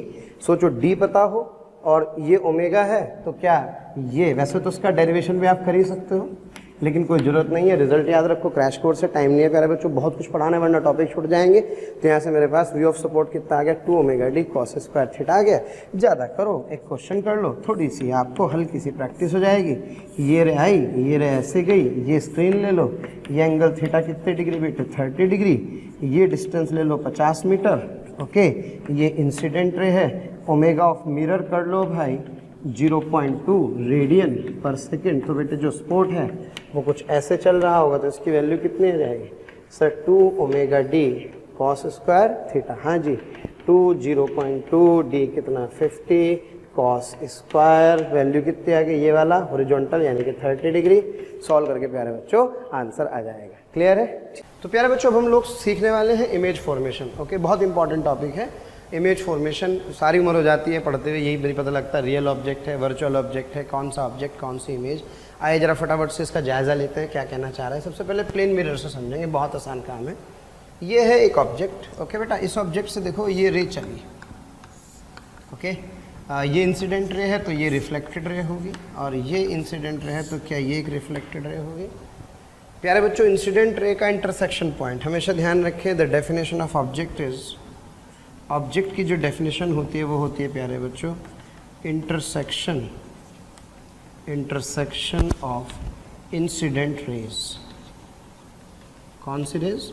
Incident raise. और जब बात करते हैं किसकी? इमेज की, तो इमेज का मतलब सीधे सीधे इंटरसेक्शन ऑफ रिफ्लेक्टेड रेज, यानी कि जहाँ पे रिफ्लेक्टेड रेज काटेंगी वो तो होगी इमेज, जहाँ पे इंसिडेंट रे काटेंगी वो क्या होगी? ऑब्जेक्ट। बात खत्म। ओके, काटें या जहाँ पर उनका मीटिंग पॉइंट हो। तो ज़रा सोचो ये ऑब्जेक्ट है तो ये कैसी रेज हुई सर? ये इंसिडेंट रेज हुई। तो इंसिडेंट रेज फैल रही हैं तो क्या यहाँ पे काट रही होंगी? Yes sir. तो ये प्यारे बच्चों क्या हुआ? ऑब्जेक्ट हुआ। अब देखो रिफ्लेक्टेड रेज है जो फैल रही हैं। अब एक काम करते हैं, इनको पीछे बढ़ाते हैं। क्या ये इनका इंटरसेक्शन पॉइंट है?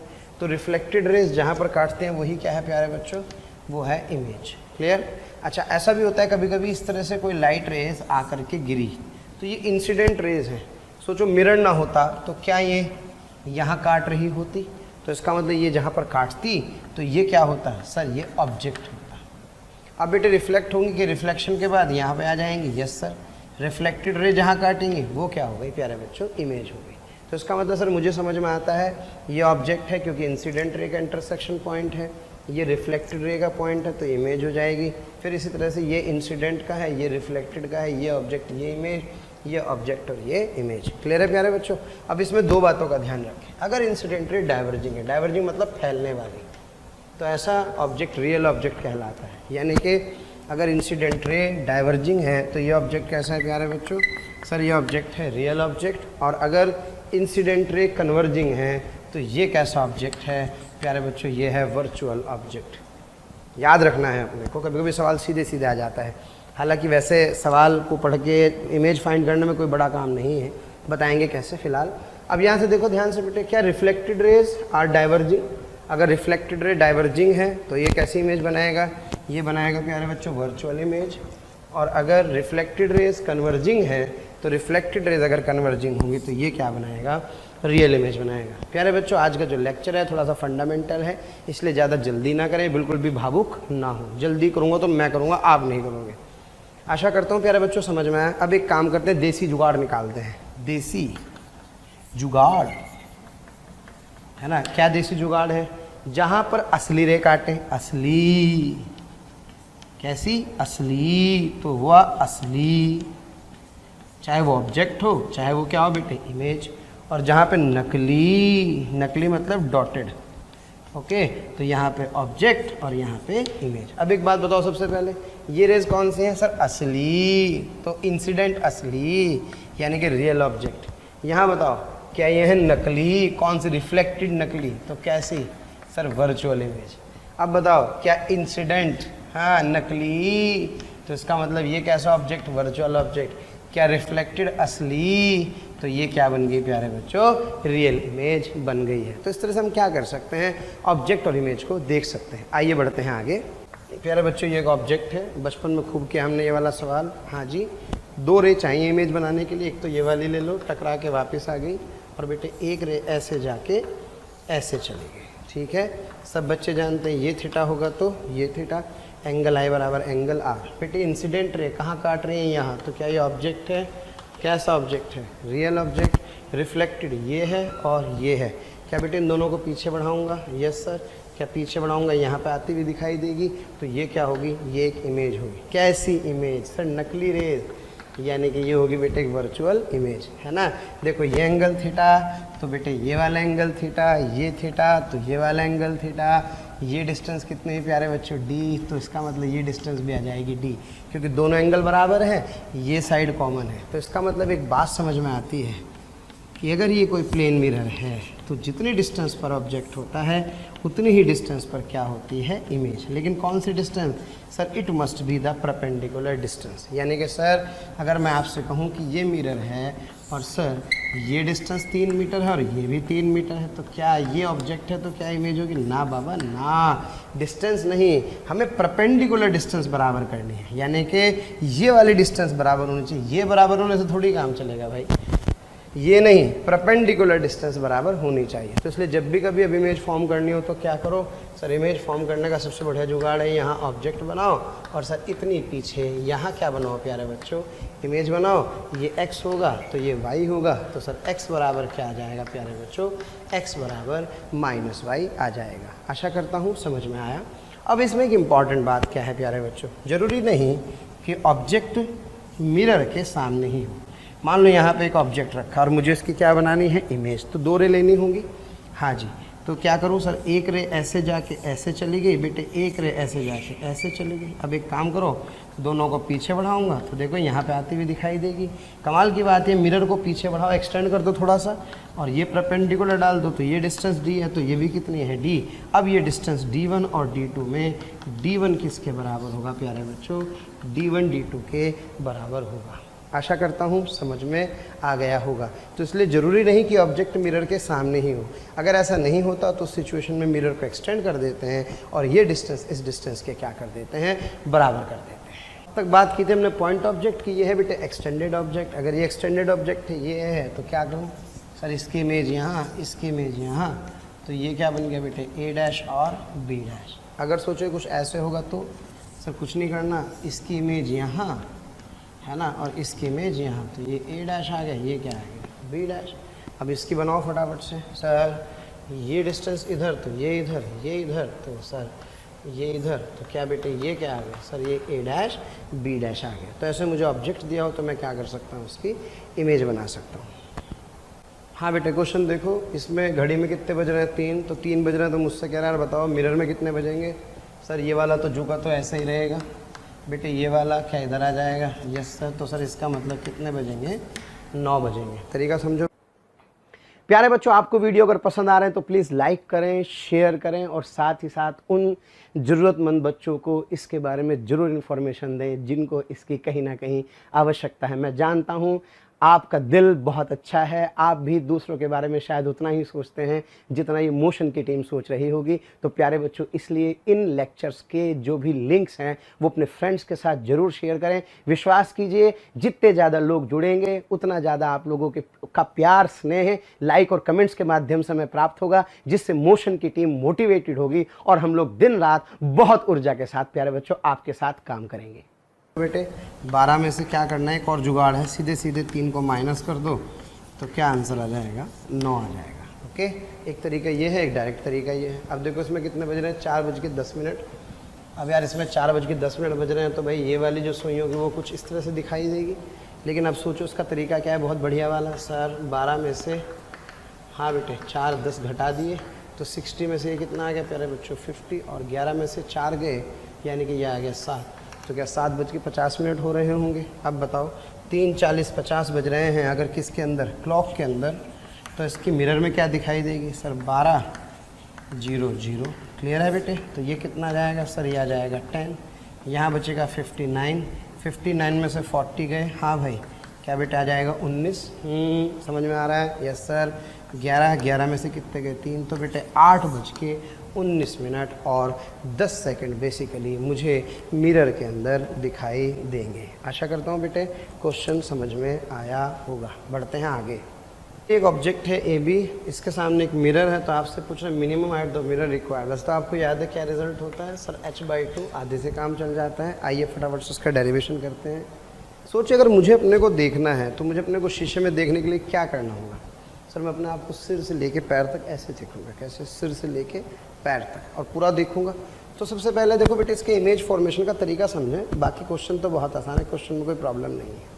सर सिर दिखाई देना चाहिए, तो इसका मतलब सिर से चलने वाली रे टकरा के सिर में आनी चाहिए। और बेटे पैर दिखने चाहिए, तो पैरों से टकराने वाली रे भी आँखों में आनी चाहिए। ये तरीका है, पैरों से टकराने वाली भी आँखों में, और प्यारे बच्चों आँखों से टकरा के आने वाली आँखों में। तो अगर आप इन रिफ्लेक्टेड रे को पीछे बढ़ाएंगे, इसको इधर बढ़ाया और प्यारे बच्चों इसको इधर बढ़ाया, तो ये यहाँ से आती हुई दिखाई देगी। तो ये बन जाएगा आपका ए डैश और बी डैश। तो मुझे कितना मिरर रिक्वायर्ड हो? सर मेरा इतने मिरर में काम चल गया है। बेटे दोबारा समझें, पैरों से चलने वाली आँखों में और आँखों से चलने वाली आँखों में। अब महसूस कीजिए, अगर मैं अपने सामने से अपने बराबर का किसी अपने को देखना चाहता हूँ, तो एक रे तो सीधी आएगी और एक रे कहाँ आएगी? पैरों में। अब ये तो एक तरीका था।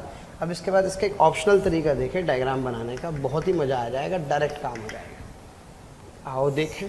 हाँ बेटे, ये क्या है? सर ये रहा पूरा का पूरा प्लेन मिरर। इसके सामने मैं यहाँ पर ऐसे खड़ा हूँ। क्लियर है?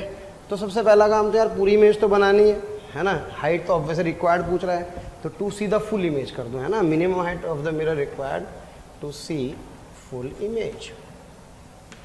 तो अब देखो फटाफट से, ये ऑब्जेक्ट है, इसके सामने क्या है बेटे? मिरर। सबसे पहला काम तो इतनी डिस्टेंस पर इमेज बना दो, यानी कि अगर ये डिस्टेंस कितनी है d, तो इतनी डिस्टेंस पर क्या बना दो? सबसे पहले इमेज बना दो। अब ये कौन है? सर ये है ए बी। तो ये क्या हुआ? सर ये हुआ ए डैश और बी डैश। अब सुनो बेटे क्या करना है, आंखें कहाँ हैं? यहाँ। तो इसकी आँखों से इसकी आँखों में रे जानी चाहिए, एक काम तो हो गया ये वाला। और दूसरा बेटे सर इसके पैरों से भी तो इसकी आँखों में रे जानी चाहिए। हाँ हो गया काम। तो अब सोचो, उसको भी दिखाई देगा, इसको भी दिखाई देगा, तो मज़ा आ जाएगा। तो ज़रा सोचो मुझे क्या निकालना है? I want to calculate this y. अब बेटे ये डिस्टेंस कितनी है d, और ये डिस्टेंस भी कितनी है d। तो एक सिमिलर ट्रायंगल देख रहा हूँ, ए डैश बी डैश, और इसको कहूँ प्यारे बच्चों एम। तो मुझे सिमिलर ट्रायंगल दिखाई दे रहा है। कौन से वाला? सर ये वाला सिमिलर ट्रायंगल। तो सिमिलर ट्रायंगल में ये कितना हुआ? सर ये y हुआ, ये d हुआ, ये d हुआ, ये क्या हुआ प्यारे बच्चों? ये h हुआ। तो सर इसका मतलब क्या? दिस अपॉन यानी कि y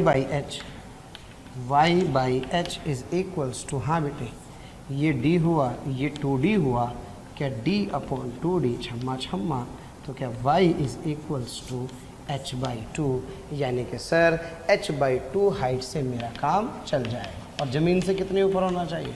सर ज़मीन से भी h/2 ऊपर ही होना चाहिए। तो आशा करता हूँ बेटे समझ में आया होगा। अब इसके रिजल्ट्स को देखेंगे और रिजल्ट पे फटाफट से 2-3 सवाल करते हैं। अच्छा एक बात आप विशेष ध्यान रखें बेटे, जब जब किसी ट्रायंगल में ये दो डिस्टेंस बराबर होगी, ये डिस्टेंस के बराबर, तो ये अगर x है तो ये 2x होगा। बहुत सीधा सा फंडा है, समझ में आया? ये कितना है x, तो ये कितना होगा? सर ये आ जाएगा 2x। कब कब? जब जब ये डिस्टेंस क्या होंगी? बराबर होंगी। तो सर आप ये कहना चाहते हैं अगर ये 3 है, क्या है? 3, और ये भी कितना है? सर ये भी 3 है। तो अगर ये 5 है तो ये कितना होगा? सर ये 10 आ जाएगा। क्लियर है? आगे बढ़ते हैं। हाँ बेटे पहला सवाल, find height of mirror required to see full image. Sir very simple, क्या करूँ बेटे? ये 100 है तो इसका आधा कितना? 50 सेंटीमीटर। ये बेकार है, क्या मेरा इससे काम चल जाएगा? तो मेरा आंसर आ जाएगा। ओके, जबकि आंखें कहाँ पर हैं? Here is the eyes. अब थोड़ा सवाल को चेंज करते हैं, है ना। क्या करते हैं सवाल? ध्यान से देखो। मैंने क्या किया इस बार? हाँ बेटे मिरर तो रखा 50 सेंटीमीटर का ही, कितने का? 50 सेंटीमीटर का ही मिरर रखा, लेकिन जो मिरर है इस मिरर को ऊपर रखा 20 और नीचे रखा 30। ठीक, तो ज़रा बताओ क्या सवाल ये है कि, सवाल तो छोड़ो क्या बनाना, डायरेक्ट देखते हैं। जब बेटे ये 30 है तो ये मिरर मेरे किसी काम का नहीं है। अच्छा ये डिस्टेंस कितनी है? सर ये डिस्टेंस है d। बेटे ये कितनी है? d। तो सर ने कहा था इसका डबल। तो इसका मतलब कितना पार्ट विजिबल होगा? Sir only this 60 centimetre is visible to us. तो जरा सोचो 100 था, 30 का 60 दिखेगा, तो क्या ये पार्ट दिखाई देगा? नहीं। इसका मतलब आप ये कहना चाहते हैं only head is visible. Okay, no feet is visible.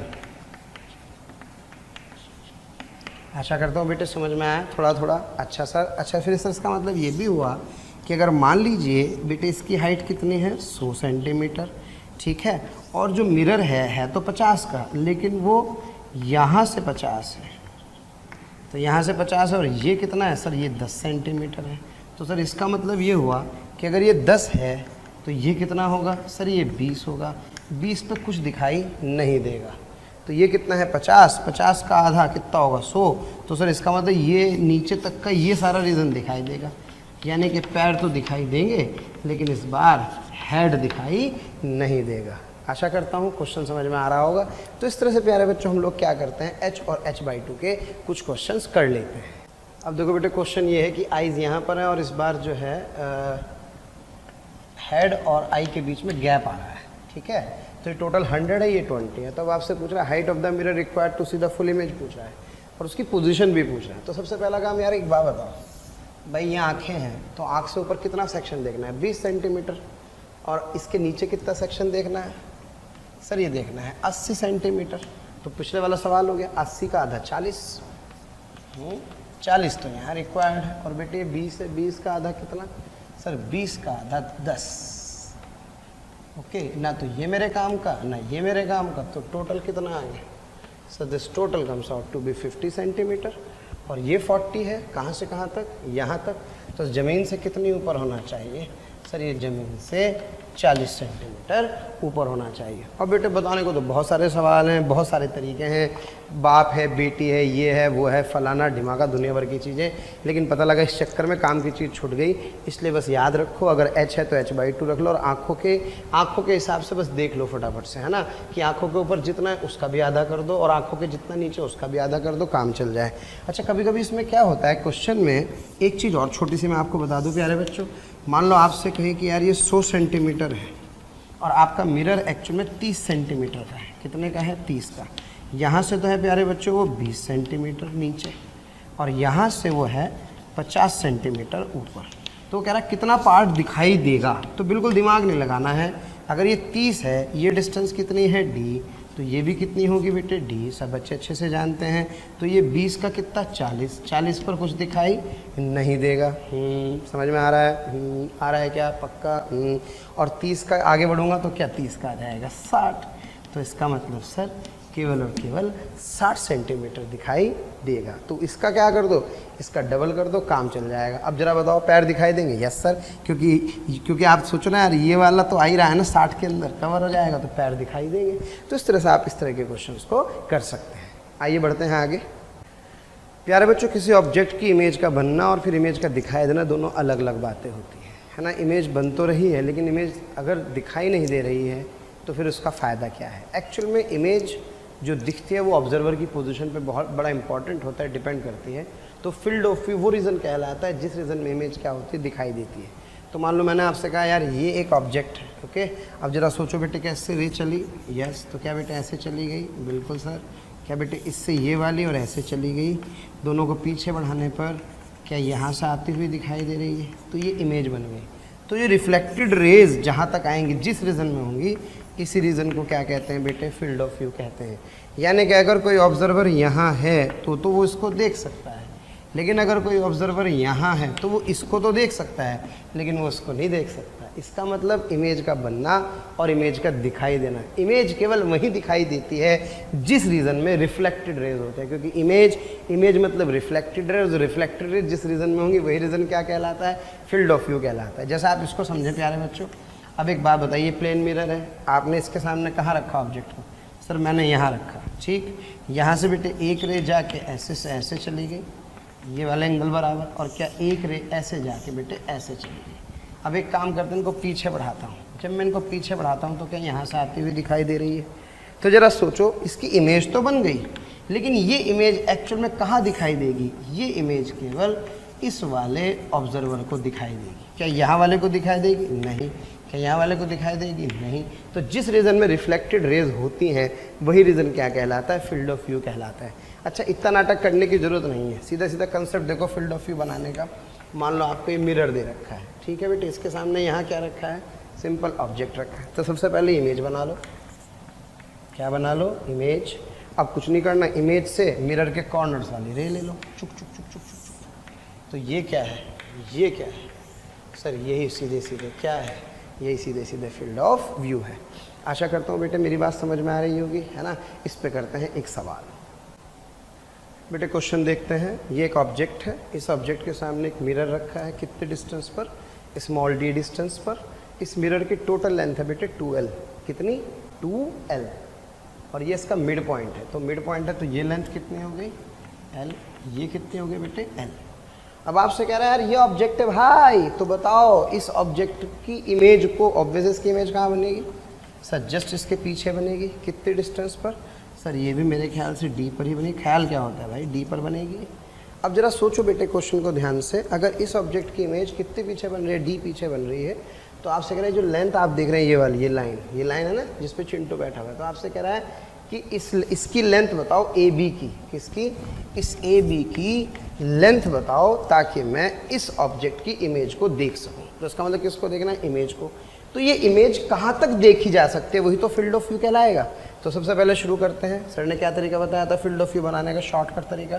Sir image बना लो पहले तो, और इमेज से मिरर के कॉर्नर से रेज ले लो और ऐसे बढ़ा। ओके, हो गया भाई मेरा तो काम, क्लियर है। वैसे बड़ा तरीका क्या होता सर, पहले ये रेज जाती, फिर टकरा के वहाँ जाती, कोई ज़रूरत नहीं है। सीधे इमेज बनाओ, इमेज से 2 रे ले लो मिरर के कॉर्नर से, देखो ये ऐसे आ गई, तो ये मेरे पास वो लेंथ है जहाँ पे दिखाई देगा, ना यहाँ दिखाई देगा ना यहाँ दिखाई देगा। एक काम करते हैं बेटे, क्या इसको y मान लो, चलो जी हो गया काम। बेटे ये 2D है, ओके यस सर। बेटे ये कितना है सर, ये D है। बेटे ये कितना है, D है। ये लेंथ कितनी है L। तो मुझसे क्या पूछ रहा है, मुझसे y की वैल्यू पूछ रहा है। तो एक काम करते हैं यहाँ से, हाँ बेटे कुछ मार्क कर लो इसको, कह दूँ यहाँ से कुछ भी कह सकता हूँ, M N O P और I। तो यहाँ से मुझे पेशेंस रखिए, बहुत पेशेंस रखिए, जितनी पेशेंस मैं रख रहा हूँ ना उससे ज़्यादा पेशेंस आप रखिए। यार मुझे तो आता है ना, लेकिन मैं क्या करूँ, मेहनत तो करनी पड़ेगी ना। क्या बेटे ये y है, यस सर। ये कितना है बेटे सर, दिस इज़ L। और ये कितना है बेटे D। और ये कितना है सर, ये है 3D। वाह, चलो हो जाओ शुरू। y by l sir, L by y, L by y is equals to, हाँ बेटे क्या D बाई 4D, D से D छम छम। क्या y इज इक्वल्स टू कितना आ गया प्यारे बच्चों, 4L आ गया। तो सर इसका मतलब अगर ये 4L है तो ये भी कितना होगा, 4L होगा। तो टोटल कितना होगा, दैट AB इज 8L। अब जरा सोचो, अगर ये कह दे कि स्पीड u से घूम रहा है तो कितने टाइम तक देख पाएगा। So that time is equals to AB by u से, डिस्टेंस अपॉन स्पीड से। तो प्यारे बच्चों आंसर आ जाएगा 8L बाई यू। क्लियर है। आशा करता हूँ फील्ड ऑफ व्यू का क्वेश्चन आपकी समझ में आ गया होगा। बाकी स्फेरिकल मिरर जब पढ़ेंगे आगे जाकर के इसको और ज़्यादा एलेबोरेट करते हैं प्यारे बच्चों। बढ़ते हैं आगे। बट नंबर ऑफ इमेजेस निकालनी हो किसके अंदर, प्लेन मिरर के अंदर। मिरर M1 M2 ये रखा है ऑब्जेक्ट, और अल्फा किसके बराबर है sorry, number of images in plane mirror. प्यारे बच्चों एक मिरर M1 एक मिरर M2, इसके बीच ऑब्जेक्ट रखा है। ओके, मिरर के बीच का एंगल कितना है, थीटा। अब आपसे कह रहा है यार ये अल्फा एंगल और ये क्या है, बीटा। पहली बात तो ध्यान रखो बेटा, अगर अल्फा बराबर बीटा हो, है ना, तो इसको बोलते हैं सिमेट्रिक या बाइसेक्टर पर। किस पर प्लेस्ड है, बाइसेक्टर पर। और अगर alpha is not equals to beta तो इसको अनसिमेट्रिक बोलते हैं। दोनों कंडीशंस पर विशेष ध्यान रखें। तो अगर ये 360 से थीटा को डिवाइड कर दिया जाए और रिजल्ट आ जाए कुछ n। अब ये जो n नंबर है, ये n अगर इंटीजर आ जाए, इंटीजर आप समझते हैं 1 2 3, यानी कि कंप्लीट नंबर जिसको बोलते हैं। अब उसमें भी दो बातें हैं, n इवन हो यानी कि 2 4 6, और n ऑड हो यानी कि 1 3 5। अगर ये इवन है तो नंबर ऑफ इमेजेस होते हैं प्यारे बच्चों n-1, तब जबकि अल्फा बराबर बीटा हो, यानी कि अल्फा बराबर बीटा यानी कि सिमेट्रिकली प्लेस्ड हो। और n-1 ही तब भी होते हैं जब alpha is not equals to beta है। तो इसका मतलब चाहे ये सिमेट्रिकली प्लेस्ड हो चाहे अनसिमेट्रिकली प्लेस्ड हो, अगर ये इवन आ जाए, क्या आ जाए, इवन, तो नंबर ऑफ इमेजेस को क्या लिखेंगे, नंबर ऑफ इमेजेस को प्यारे बच्चों n-1 लिखेंगे। अच्छा, अगर ये ऑड आ जाए 360 बाई थीटा, एग्जाम्पल से समझाऊंगा बहुत अच्छे से। अगर ये ऑड आ जाए मतलब 1 3 5, तो इस सिचुएशन में प्यारे बच्चों अगर अल्फा बराबर बीटा सिमेट्रिक रखा है तो इमेजेस बनेंगी n-1, यानी कि same as that of the odd वाला, इवन वाला। लेकिन अगर alpha is not equals to beta है तो ये फिर आंसर कितना आ जाता है, ये आंसर प्यारे बच्चों n आ जाता है। क्लियर है? तो पहले इसको समझते हैं, फिर इसके बाद इसमें एक और केस है कि अगर n फ्रैक्शन आ जाए, n क्या आ जाए, फ्रैक्शन, तो फ्रैक्शन आ जाएगा तो नंबर ऑफ इमेजेस जो होंगी वो उस फ्रैक्शन का कौन सा पार्ट होगी, इंटीग्रल पार्ट होंगी। इंटीग्रल मतलब 3.6 है तो 3 आंसर आ जाएगा, है ना। ऐसा नहीं कि इसको आप राउंड ऑफ करके लिखेंगे। 4.2 है तो क्या आ जाएगा, 4 आ जाएगा। तो इस सिचुएशन में इंटीग्रल पार्ट लिख देते हैं। अच्छा, एक और इंपॉर्टेंट बात बेटे, ये जो ऑब्जेक्ट है ना, ये डिटेल में पता लगता है बाद में, आप तो रिजल्ट याद रखें। अगर ये ऑब्जेक्ट है और ये इसकी इमेजेस बन रही हैं मिरर के अंदर, जो अपन मल्टीपल इमेज बना रहे हैं, तो जो इमेजेस होती है ना वो हमेशा इस सर्कल पर लाई करती हैं। किस सर्कल पर, कि मिरर के कॉर्नर को ज्वाइन करने वाली ये जो लाइन है ना, इसको रेडियस मान के सर्कल बना दोगे तो ये जो locus of all the images है वो हमेशा क्या होगा, वो हमेशा प्यारे बच्चों एक सर्कल होगा। ना तो एलिप्स होगा, ना पैराबोला होगा, ना हाइपरबोला होगा, it is always a circle. Clear है ये बात? चलो अब एक काम करते हैं, क्वेश्चन करते हैं। मुझसे कहा गया यार एक मिरर है M1, दूसरा मिरर है बेटे M2। M1 M2 के बीच का एंगल कितने डिग्री है, 60 डिग्री। ये ऑब्जेक्ट प्लेस्ड है, देखना 30 का मतलब सर अल्फा बराबर कितना है बेटे, बीटा। थीटा कितने डिग्री दे रखा है, 60 डिग्री। तो यहाँ से नंबर ऑफ इमेजेस पहले निकालने के लिए 360 बाई थीटा किया तो 6 आया। 6 इवन या ऑड, सर 6 आ रहा है इवन। इवन होगा तो नंबर ऑफ इमेजेस होंगी n-1, तब भी जब अल्फा बराबर बीटा है, तब भी जब अल्फा बराबर बीटा नहीं है। तो सर इसका मतलब जो आंसर है 6 आ गया बेटे। 6 में से एक जाके कितना आ गया, 5 आ गया। आशा करता हूँ समझ में आ रहा होगा। अब बात करते हैं फिर थीटा कितने डिग्री, 60 डिग्री, लेकिन इस बार 20-40 पे रखा है, यानी कि alpha is not equals to beta. लेकिन क्या 6 आ रहा है, 6 मतलब इवन आ रहा है, कोई फर्क नहीं पड़ता ये बराबर हो या ये बराबर ना हो, इमेजेस हमेशा कितनी आएंगी, so the number of images would be always n-1, so the answer is 5। आशा करता हूँ समझ में आ गया होगा। आओ बेटे एक दो केसेस ये वाले और ये वाले और करते हैं, फिर बढ़ते हैं आगे। हाँ बेटे, ये मिरर M1 M2 और इस बार एंगल कितना गिवन है, इस बार एंगल गिवन है सर 75 डिग्री। तो देखो सॉल्व करके 4.8 आ रहा है। क्या ये एक फ्रैक्शन है?